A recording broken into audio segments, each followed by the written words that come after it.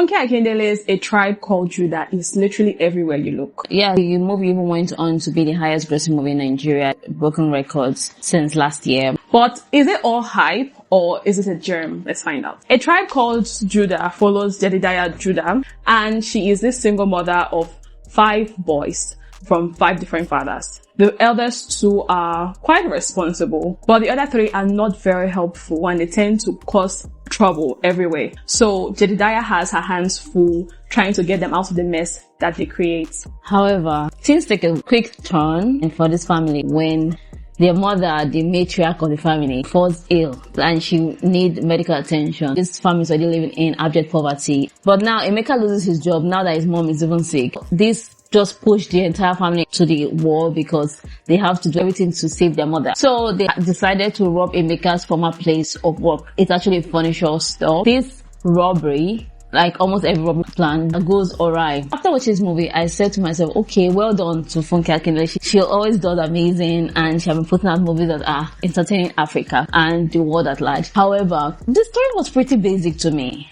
It was not very believable. It was just there for me and it ran on for 2 hours. Almost 30 minutes. And I'm like, okay, try the beginning, they were just dragging it on. Yeah. I think that there have been a more creative way to tell us about the personality of each child. I feel like this movie was overloaded. It was too full with a lot of themes and a lot of stories. The presentation was heavy here. I get that she's trying to just make it relatable to a lot of people.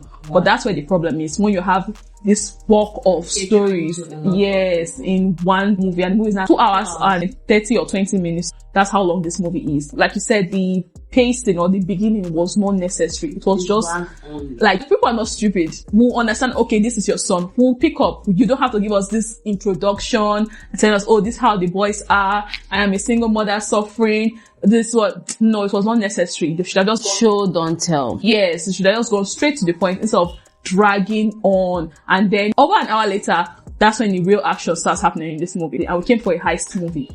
Yes, and the heist was even like secondary, so not really at the forefront. It could have been an hour 30 minutes movie. I would have the entertainment that Funke Akindele was actually sticking to give us. One of the things highlighted in this film is single motherhood. The dad is a single mother and her struggles as a single mother or in Nigeria, and they are 4. So it's really not easy, people judging you. And without even really knowing the full story, Yes, these children had different fathers, a whole 5 children. So just really highlighted the struggles that single mothers go through in Nigeria. And I think that what Funke was trying to do here was that you might not understand our story, but it's our story regardless and you have to respect it. Like, this woman is someone that people will look with disdain in the society, like 5 children, 5 fathers. Okay, and if are poor, these children are far from perfect. Like, you don't really know that story, so she's just trying to shed the light on, okay, look at where we're coming from. I think that's why she really shed light on that family love. The love of her mother was, I think it was like the number 1 theme in this movie, because the children, no matter how crazy they were or how silly they were,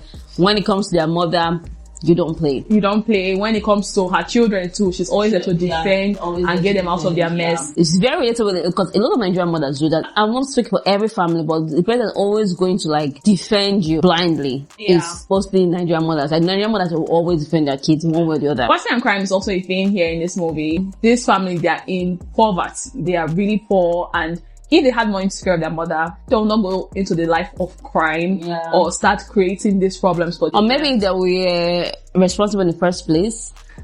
That's another one too. Because even in that family, the other brothers too, they are in poverty. They don't have one kind of stellar jobs. At least they still behave themselves. So I get what you're saying. But still had a poverty. For me, Jedediah was the best performer yet. That was played by Funke Akindele. Every other person, she was a good performer, but I still feel like any other person could have played that role. Any other person could have played that role. Because Funke Akindele like wore many hats for this movie.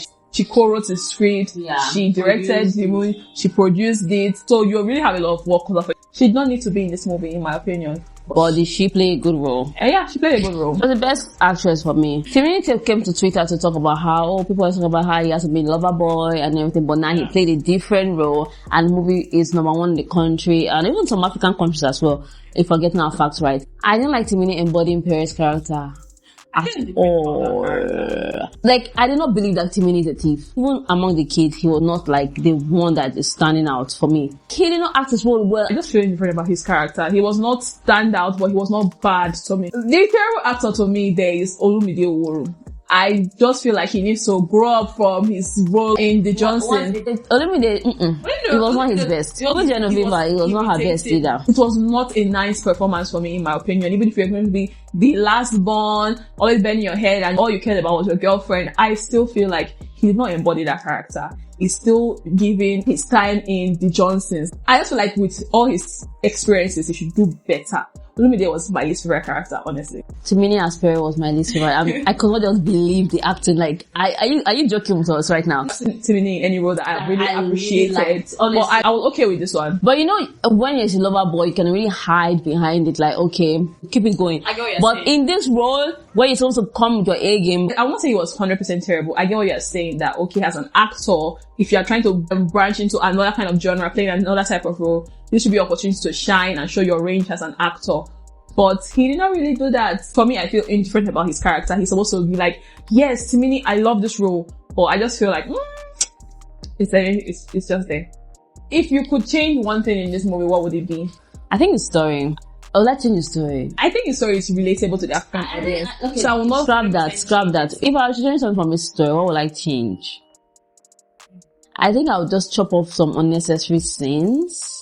Lots of them. I will work the cast to bring out their A game. Just one. One thing, I'll chop up a lot of unnecessary scenes. I think I'll do the same thing. The dialogue, number one. It did not feel like you're watching a movie. That's why they are doing a lot of explaining instead of doing the action that will get the story along. So I think I will change the dialogue. More action and less talking. It's not the worst in the world. It's not the worst in the world. So I'll give it a 3 because it went over ₦1 billion. I'm giving it a 2 because after I watched it, I'm like, okay. So I'll give it 3 because it went to number 1. I'll rate this movie 3 stars as well. It's a heist film and they try to make it their own. Although they put the heist like behind. Yeah, the heist was behind. And the pacing was quite slow. Funke Akindele did a great job. She did a great job as usual. 3 stars is fine for this movie. I wish I did better with the dialogues and the actions. So that's it. If you've seen A Tribe Called Judah, please let us know your thoughts in the comment section. Yeah. And do not forget to like this video, share and subscribe to We Are Binge Watching. I am Umeh. And my name is Funke. Until next time, do take good care of yourself. Goodbye.